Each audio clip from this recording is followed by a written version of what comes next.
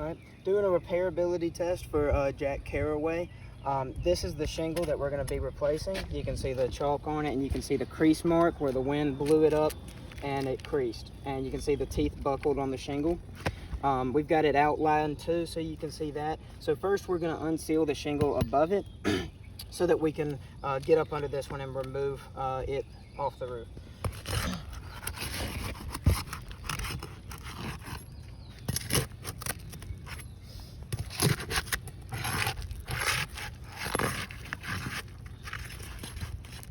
Okay, now on this shingle here, you can see this tooth buckling there, and there's now a gap where it's separated from the bottom layer of the shingle. You can see it on this one as well. Zoom in on those.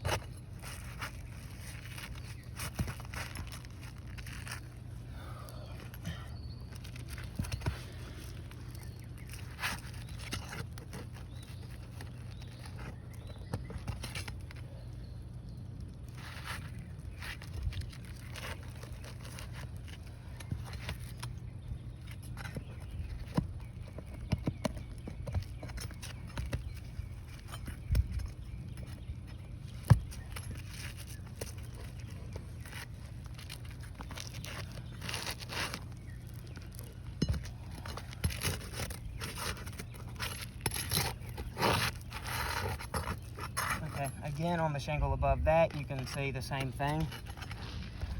These teeth buckling and separating from the bottom layer of the shingle.